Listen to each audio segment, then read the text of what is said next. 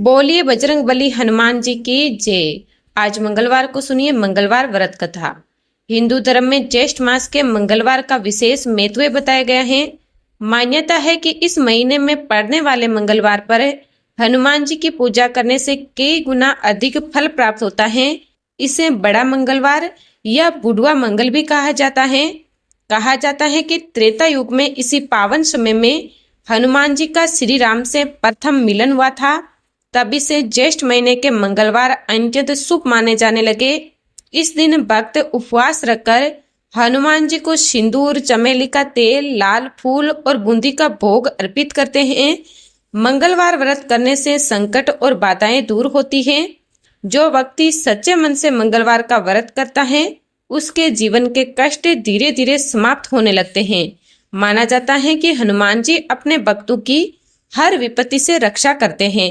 मंगलवार व्रत में सुबह स्नान करके लाल वस्त्र धारण करें। हनुमान जी को सिंदूर और चमेली का तेल चढ़ाएं। हनुमान चालीसा और सुंदरकांड का पाठ करें। गुड़ और चने का भोग लगाएं। जरूरतमंदों को दान करें। जिस घर में हर मंगलवार हनुमान जी का नाम लिया जाता है वहां भय, दुख और संकट टिक ही नहीं पाते। भक्ति में इतनी शक्ति है कि बिगड़े हुए काम भी बनने लगते हैं।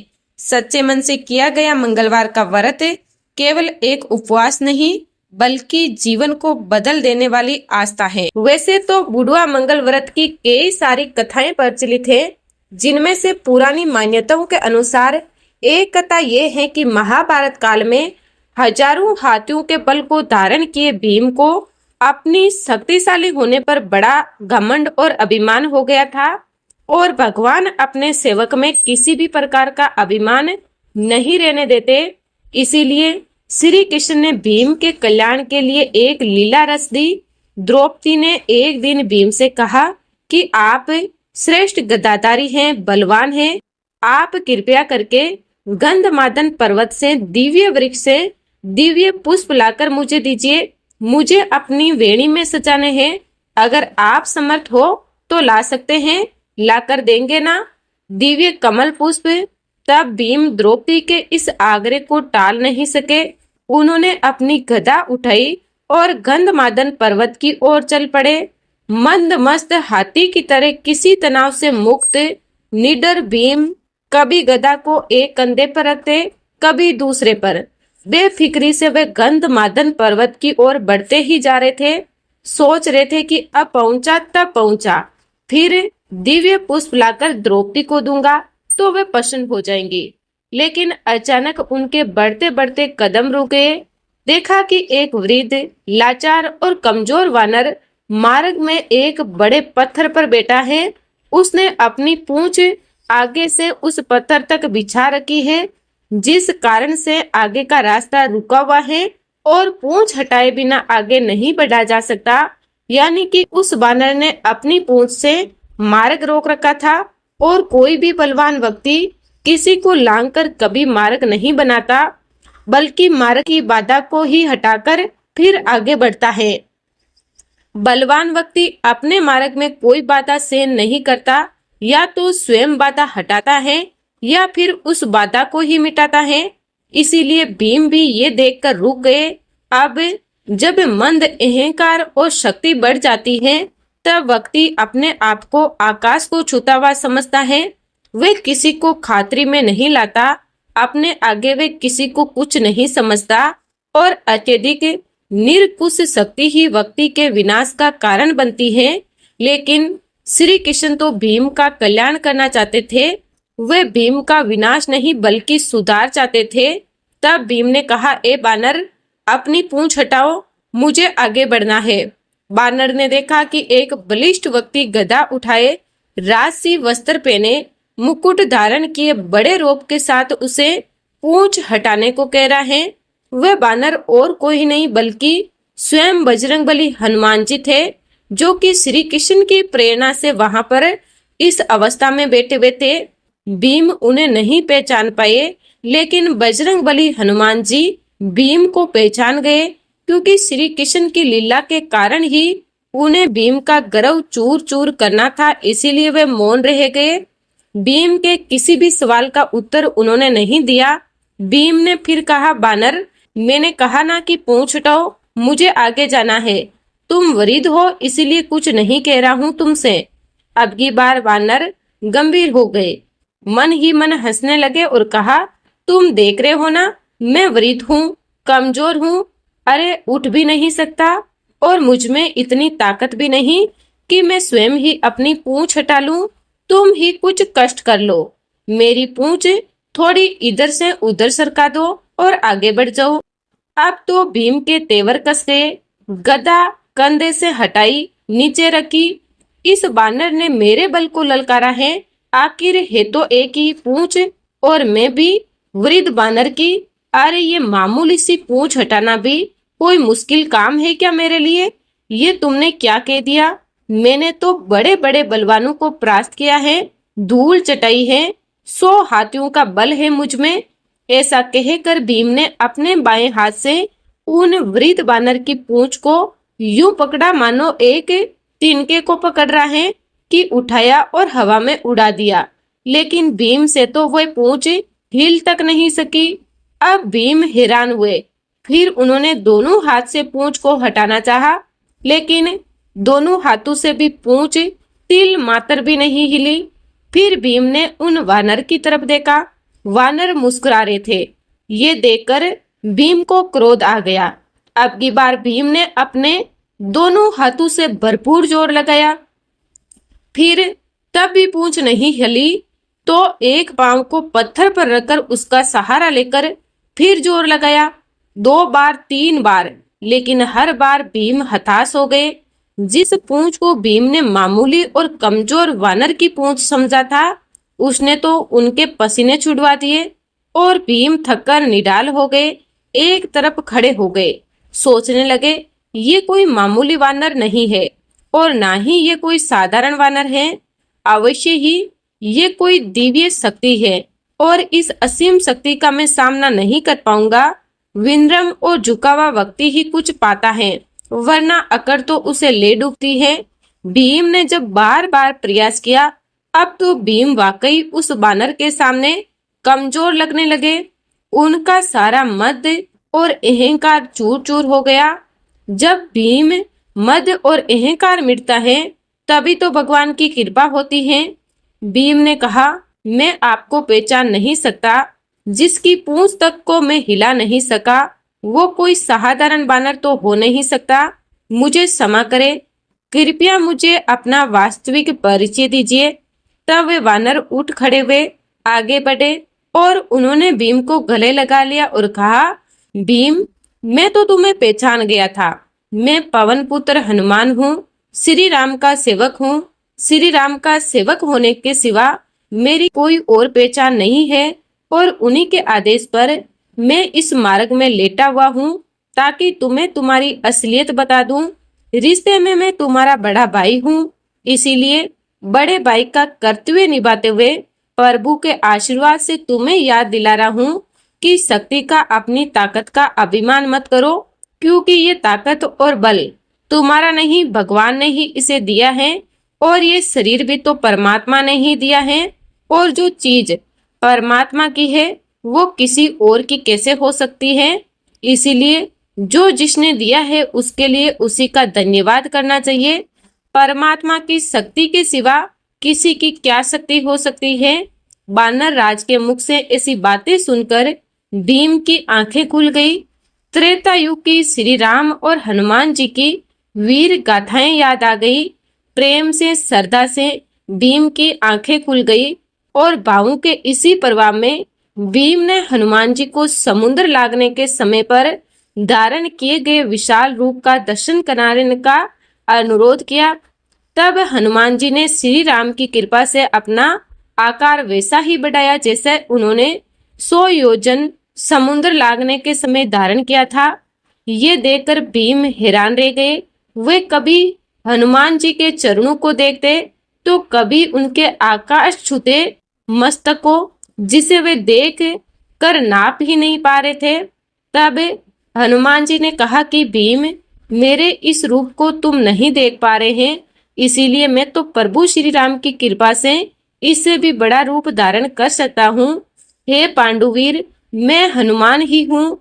वानर श्रेष्ठ, मुझसे बढ़कर भाग्यवान और कौन होगा जो मुझे आपके दर्शन प्राप्त हुए।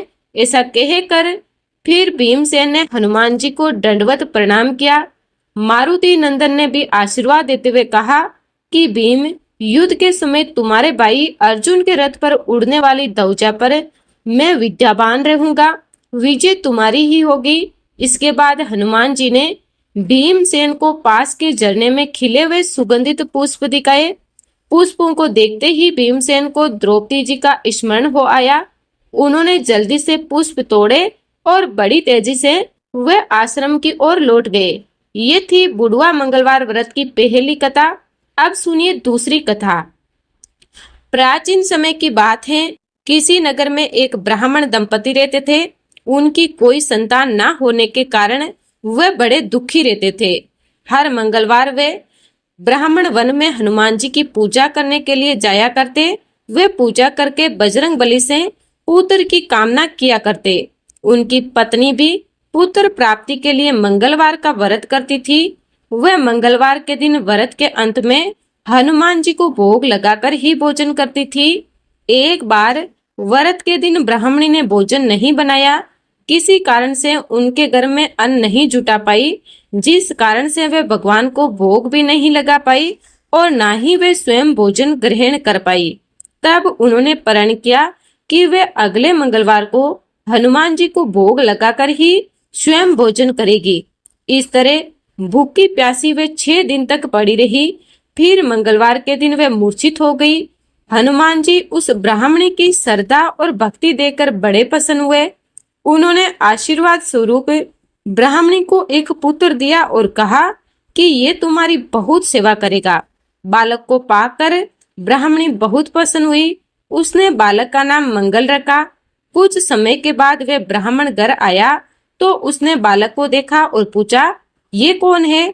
तब पत्नी बोली कि मंगलवार व्रत से प्रसन्न होकर हनुमान जी ने उसे ये बालक दिया है। ये सुनकर ब्राह्मण को अपनी पत्नी की बात पर विश्वास नहीं हुआ और फिर एक दिन अवसर पाकर ब्राह्मण ने उस बालक को कुएं में गिरा दिया। घर लौटने पर ब्राह्मणी ने पूछा कि मंगल कहाँ है? तभी पीछे से मंगल मुस्कुराता हुआ आया। उसे वापस आया देखकर ब्राह्मण चौंक गया। उसी रात को बजरंग बली हनुमान जी ने ब्राह्मण को सपने में दर्शन दिए और बताया कि ये पुत्र उन्होंने ही दिया है। सच जानकर वे ब्राह्मण बड़ा प्रसन्न हुआ, जिसके बाद से ब्राह्मण दंपति नियमित रूप से मंगलवार व्रत रखने लगे। मंगलवार का व्रत रखने वाले मनुष्यों पर हनुमान जी की अपार कृपा होती है। अब सुनिए प्रत्येक मंगलवार को सुनी जाने वाली हनुमान जी की कथा। एक बार व्यास जी ने कहा कि एक बार नैमिषारण्य तीर्थ में 88,000 मुनि एकत्रित होकर पुराणों के ज्ञाता श्री सूत जी महाराज से पूछने लगे कि हे मामुनि, आपने हमें अनेक पुराणों की कथाएं सुनाई है। आप कृपया करके हमें ऐसा व्रत और कथाएं बतलाएं जिसके करने से संतान की प्राप्ति हो और मनुष्यों को रोग, शोक, अग्नि, सर्व दुख आदि का भय दूर हो, क्योंकि कलयुग में तो सभी जीवों की आयु बहुत कम है। फिर इस पर उन्हें रोग, चिंता, कष्ट लगे रहते हैं। तो ऐसे में वे अपना ध्यान श्री हरि के चरणों में कैसे लगा पाएंगे? तब श्री सूत जी बोले, हे मुनियों, आपने लोक कल्याण के लिए बहुत ही उत्तम बात पूछी है। एक बार धर्मराज युधिष्ठिर ने भगवान श्री कृष्ण से लोक कल्याण के लिए यही प्रश्न किया था। भगवान श्री कृष्ण और युधिष्ठिर के बीच जो वार्तालाप हुआ था, जो स्वाद हुआ था, वे तुम्हारे सामने कहता हूँ, ध्यान देकर सुनो। एक समय पांडु की सभा में श्री कृष्ण जी बैठे हुए थे। तब युधिष्ठिर महाराज ने भगवान श्री कृष्ण से प्रश्न किया, हे गोविंद, हे माधव, आपने मुझे अनेकों कथाएं सुनाई है। आज आप कृपा करके ऐसा व्रत या कथा सुनाए जिनके करने से मनुष्य को रोग, चिंता का भय दूर हो और उसे पुत्र की प्राप्ति हो। हे प्रभु, बिना पुत्र के जीवन व्यर्थ है। पुत्र के बिना मनुष्य नरगामी होता है। पुत्र के बिना मनुष्य पितृ ऋण से छुटकारा नहीं पा सकता और ना ही उसका पुण्य नामक नरक से उद्धार हो सकता है। इसीलिए पुत्रदायक व्रत बतलाइए तब श्री कृष्ण भगवान बोले, राजन, मैं एक प्राचीन इतिहास सुनाता हूँ, आप उसे ध्यानपूर्वक सुनो। कुंडलपुर नामक एक नगर था। उसमें नंदा नाम का एक ब्राह्मण रहा करता था। भगवान की कृपा से उसके पास सब कुछ था, फिर भी वह बहुत दुखी था। इसका कारण यह था कि ब्राह्मण की पत्नी सुनंदा की कोई संतान नहीं थी। सुनंदा पतिव्रता थी, भक्ति पूर्वक श्री हनुमान जी की आराधना किया करती थी। मंगलवार के दिन व्रत करके अंत में भोजन बनाकर हनुमान जी को भोग लगाने के बाद स्वयं भोजन करती थी। एक बार मंगलवार के दिन वे ब्राह्मणी घर के काम की अधिकता के कारण हनुमान जी को भोग ना लगा सकी, तो उसे इस बात पर बहुत दुख हुआ। उसने कुछ भी नहीं खाया और मन में प्रतिज्ञा की कि अब तो अगले मंगलवार को ही हनुमान जी को भोग लगाकर मैं अन्न जल ग्रहण करूंगी। ब्राह्मणी सुनंदा प्रतिदिन भोजन बनाती, श्रद्धा पूर्वक पति को खिलाती, किंतु खुद भोजन नहीं करती और मन ही मन श्री हनुमान जी की आराधना किया करती थी। इसी प्रकार से 6 दिन गुजर गए और ब्राह्मणी सुनंदा अपने निश्चय के अनुसार भूखी प्यासी निराहार रही। अगले मंगलवार को ब्राह्मणी सुनंदा प्रातः काले ही मूर्छित होकर गिर पड़ी। ब्राह्मणी सुनंदा की इस असीम भक्ति के प्रभाव से बजरंगबली हनुमान जी बहुत ही प्रसन्न हुए और प्रकट होकर बोले, सुनंदा, मैं तेरी भक्ति से बहुत प्रसन्न हूँ, तू उठ और वर मांग। सुनंदा अपने आराध्य देव श्री हनुमान जी को देखकर आनंद की अधिकता से विवल होकर श्री हनुमान जी के चरणों में गिरकर बोली, हे प्रभु, मेरी कोई संतान नहीं है, कृपा करके मुझे संतान प्राप्ति का आशीर्वाद दे दीजिए, तो आपकी अति कृपा होगी। तब बजरंगबली बोले, तेरी ये इच्छा अवश्य ही पूरी होगी। तुझे एक कन्या पैदा होगी, उसके अष्टांग प्रतिदिन सोना दिया करेंगे। ऐसा कहकर बजरंगबली हनुमान जी अंतर्ध्यान हो गए। अब तो सुनंदा बहुत प्रसन्न हुई और सभी समाचार अपने पति से कहे सुनाया। ब्राह्मण देव कन्या का वरदान सुनकर कुछ दुखी हुए, किंतु सोना मिलने की बात सुनी तो वे बहुत प्रसन्न हो गए। सोचा कि ऐसी कन्या के साथ तो मेरी निर्धनता भी दूर हो जाएगी। अब बजरंगबली की कृपा से वे ब्राह्मणी जल्दी ही गर्भवती हुई और 10वें महीने में उसे बहुत ही सुंदर पुत्री प्राप्त हुई। वह पुत्री अपने पिता के घर में ठीक उसी तरह से बढ़ने लगी जिस प्रकार शुक्ल पक्ष का चंद्रमा बढ़ता है। 10वें दिन ब्राह्मण ने उस बालिका का नामकरण संस्कार करवाया। उसके कुल पुरोहित ने उस बालिका का नाम रत्नावली रखा, क्यों ये कन्या सोना प्रदान किया करती थी। इस कन्या ने पूर्व जन्म में बड़े ही विधान से मंगल देव का व्रत किया था। रत्नावली का अष्टांग प्रतिदिन बहुत सा सोना दिया करता था।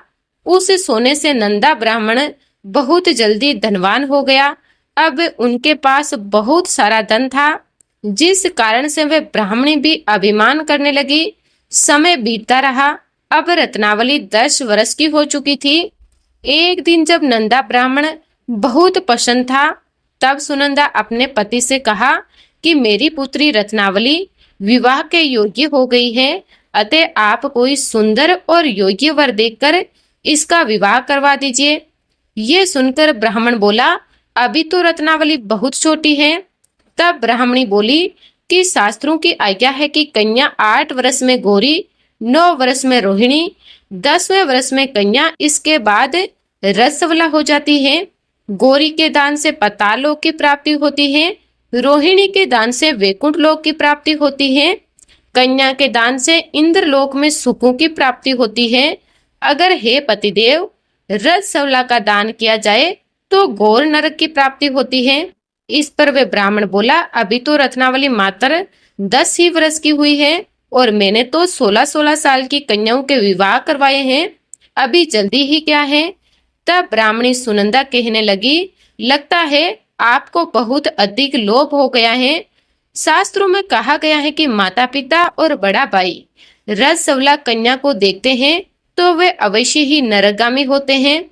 तब ब्राह्मण बोला, अच्छी बात है, कल मैं अवश्य ही योग्य वर की तलाश में अपना दूध बेचूंगा। दूसरे दिन ब्राह्मण ने अपने दूध को बुलवाया और आज्ञा दी कि जैसे सुंदर मेरी कन्या है वैसा ही सुंदर उसके लिए वर तलाश करो। अब वह दूत अपने स्वामी की आज्ञा पाकर निकल पड़ा। पंपई नगरी में उसने एक सुंदर लड़के को देखा। ये बालक एक ब्राह्मण परिवार का बहुत ही गुणवान पुत्र था। इसका नाम था सोमेश्वर।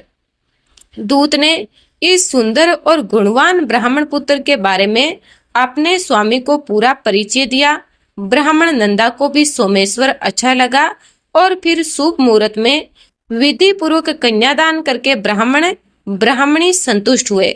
परंतु ब्राह्मण के मन में तो लोभ समाया हुआ था। उसने कन्यादान तो कर दिया था, लेकिन वह बहुत ज्यादा बेचैन था। उसने सोचा कि रत्नावली तो अब चली जाएगी और मुझे इससे जो सोना मिलता था वह अब नहीं मिलेगा। मेरे पास जो धन था कुछ तो इसके विवाह में खर्च हो गया और जो कुछ बचा हुआ था वह भी कुछ दिनों के बाद समाप्त हो जाएगा। मैंने तो इसका विवाह करके बहुत बड़ी भूल कर दी। अब कोई ऐसा उपाय हो कि रत्नावली मेरे घर में ही बनी रहे, अपने ससुराल ना जाए। लोभ रूपी राक्षस ब्राह्मण के मस्तक पर छाता रहा। रात भर वे अपने बिस्तर पर बेचैनी से करवटें बदलते बदलते बेचैन रहा और उसने एक बहुत ही क्रूर निर्णय लिया। उसने विचार किया कि जब रत्नावली को लेकर उसका पति सोमेश्वर अपने घर को जाएगा तो वे रास्ते में छुपकर सोमेश्वर का वध कर डालेगा और अपनी लड़की को अपने घर ले आएगा, जिसे नियमित रूप से उसे सोना भी मिलता रहेगा और समाज का कोई भी मनुष्य उसे दोष भी नहीं दे सकेगा। प्रातः हुई तो नंदा और सुनंदा ने अपने जमाई तथा लड़की को बहुत सारा धन देकर विदा किया। सोमेश्वर अपनी पत्नी रत्नावली को लेकर ससुराल से अपने घर की तरफ चल दिया। ब्राह्मण नंदा महालोभ के वशीभूत होकर अपनी मति भ्रष्ट कर चुका था। पाप पुण्य का उसे कोई विचार ही नहीं रहा। अपने भयानक और क्रूर निर्णय को अंजाम देने के लिए उसने अपने दूत को मार्ग में अपने जमाई का वध करने के लिए भेज दिया था, ताकि रत्नावली से मिलने वाला सोना उसे हमेशा प्राप्त होता रहे और वे कभी निर्धन ना हो सके। ब्राह्मण के दूत ने अपने स्वामी की आज्ञा का पालन करते हुए उसके जमाई सोमेश्वर का मार्ग में ही वध कर दिया। समाचार मिलने पर ब्राह्मण नंदा मार्ग में पहुंचा और रोती हुई अपनी पुत्री रत्नावली से बोला कि हे पुत्री, मार्ग में लुटेरों ने तेरे पति का वध कर दिया है। भगवान की इच्छा के आगे किसी का कोई वश नहीं चलता। अब तू घर चल, वहां पर ही रहकर शेष जीवन बिताना। जो भाग्य में लिखा है वही होगा। अपने पति की अकाल मृत्यु से रत्नावली बहुत ही दुखी हुई। करुण रुंधन और रोते हुए अपने पिता से कहने लगी कि हे पिताजी, इस संसार में जिस स्त्री का पति नहीं उसका तो जीना व्यर्थ है। मैं अपने पति के साथ ही अपने शरीर को जला दूंगी और सती होकर अपने इस जन्म को, माता पिता के नाम को और अपने सास ससुर के यश को सार्थक करूंगी। ब्राह्मण नंदा अपनी पुत्री रत्नावली के वचनों को सुनकर बहुत ही दुखी हुआ। सोचने लगा, मैंने तो व्यर्थ ही जमाई वध का पाप अपने सिर लिया है। रत्नावली तो उसके पीछे अपने प्राण तक देने को तैयार है। मेरा तो दोनों तरफ से मरण हो गया। धन तो अब मिलेगा नहीं। जमाई वध के पाप के फलस्वरूप अब यम यातना भी भुगतनी पड़ेगी। ये सोचकर वह बहुत ही खिन्न हो गया। सोमेश्वर की चिता बनाई गई। रत्नावली सती होने की इच्छा से अपने पति का सिर अपनी गोद में रखकर चिता में बैठ गई। जैसे ही सोमेश्वर की चिता को अग्नि लगाई गई, वैसे ही प्रसन्न होकर मंगलदेव वहां प्रकट हुए और बोले, हे रत्नावली, मैं तेरी पति भक्ति से बहुत ही प्रसन्न हूँ, तू वर मांग। रत्नावली ने अपने पति का जीवन दान मांग लिया। तब मंगलदेव बोले, रत्नावली, तेरा पति अजर अमर है, ये महाविद्वान भी होगा और इसके अलावा तेरी जो इच्छा हो वह वर मांग। तब रत्नावली बोली, हे ग्रहों के स्वामी, यदि आप मुझ पर प्रसन्न है तो मुझे ये वरदान दीजिए कि जो कोई भी मनुष्य मंगलवार के दिन प्रातः काले लाल पुष्प लाल चंदन से पूजा करके आपका स्मरण करे, उसे कोई रोग व्याधि ना हो, सब जनों का कभी वियोग ना हो सर्प अग्नि और शत्रुओं का कोई बाय न रहे। जो स्त्री मंगलवार का ये व्रत करे वे कभी विधवा ना हो। तब मंगल देव तथास्तु कहकर वहीं पर अंतर्ध्य हो गए। सोमेश्वर मंगल देव की कृपा से जीवित हो उठा।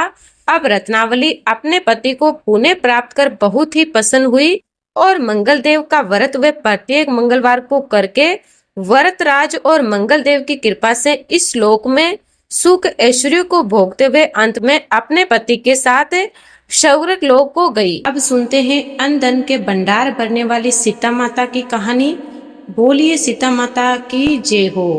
राम आए, लक्ष्मण आए, देश के पुजारी आए, नित नेम का नेम लाए।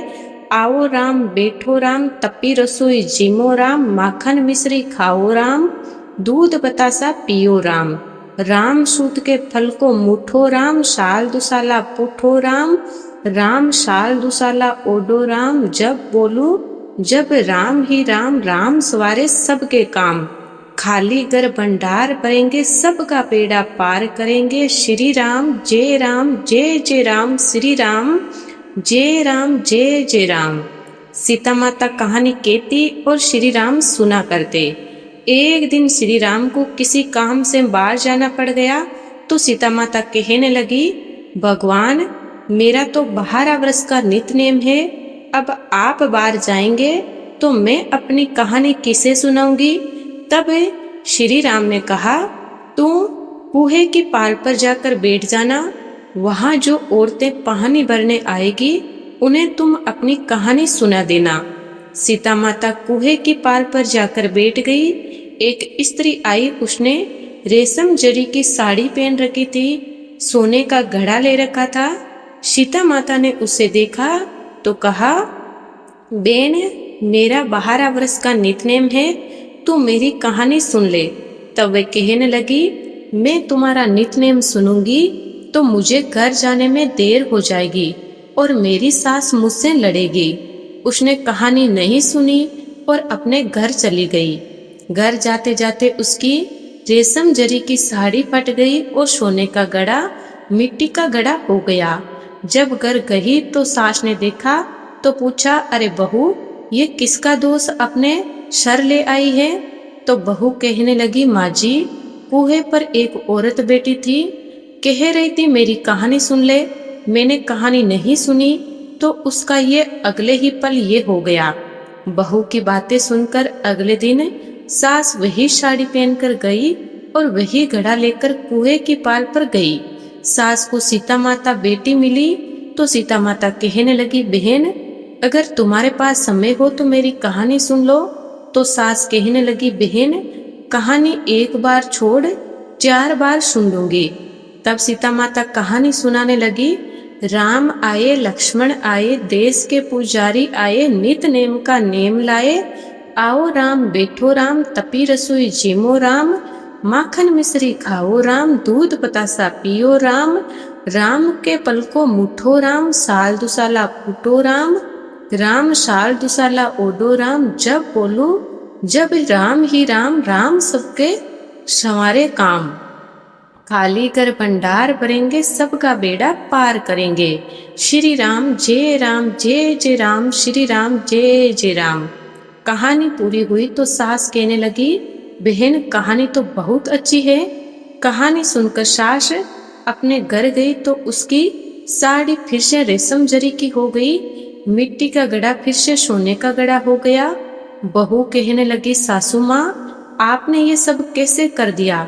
तो सास बोली, बहू तू दोष लगाकर आई थी, मैं दोष उतार कर आ रही हूँ। बहू ने पूछा कि ऐसी वे कौन थी। तो सास बोली कि वे सीता माता थी, पुराने से नया कर देती हैं, खाली घर भंडार भर देती हैं, लक्ष्मी जी का घर में वास कर देती हैं, जो भी मन में इच्छा हो उसे पूरी कर देती हैं। तब बहू कहने लगी, माँ जी फिर तो ऐसी कहानी मुझे भी सुना दो। तो सास कहने लगी, ठीक है भाई तुम भी सुन लो। सास ने कहानी कही और बहू ने सुनी। राम आए, लक्ष्मण आए, देश के पुजारी आए, नित नेम का नेम लाए। आओ राम, बैठो राम, तपी रसोई जिमो राम, माखन मिश्री खाओ राम, दूध बतासा पियो राम।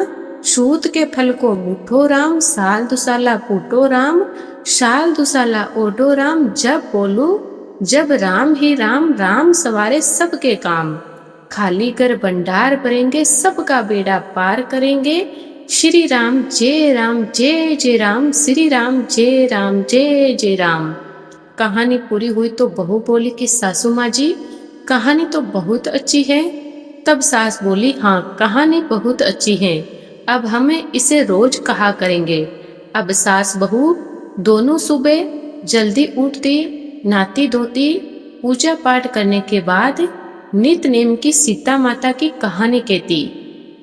एक दिन की बात है, पड़ोस से एक औरत आई और कहने लगी बेन जरा सी आंच दे दो।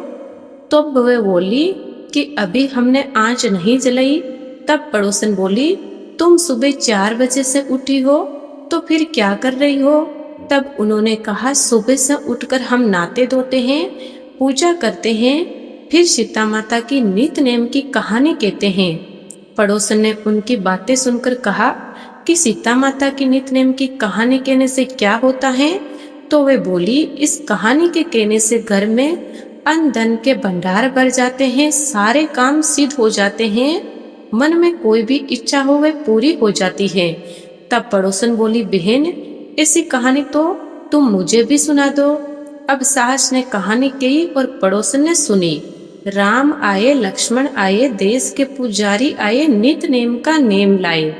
आओ राम बैठो राम, तपी रसोई जीमो राम, माखन मिश्री खाओ राम, दूध बतासा पियो राम, सूत के फल को मुठो राम, साल दुसाला पोटो राम, साल दुसाला ओडो राम, जब बोलूं जब राम ही राम, राम सवारे सबके काम, खाली कर भंडार भरेंगे सबका बेड़ा पार करेंगे, श्री राम जय जय राम, श्री राम जय जय राम। कहानी सुनने के बाद पड़ोसन कहने लगी बहन कहानी तो मुझे भी बहुत अच्छी लगी। अब वे पड़ोसन भी नित नेम सीता माता की कहानी कहने लगी। सीता माता ने उसके भी भंडार भर दिए, उसकी भी सारी इच्छाएं पूरी हो गई।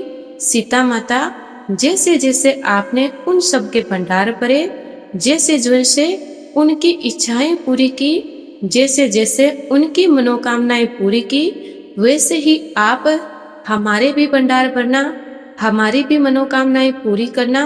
कहानी सुनने वाले, कहने वाले, हुंकारा भरने वाले सब पर अपनी दया बनाए रखना। बोलिए सीता माता की जय हो। जय श्री राम।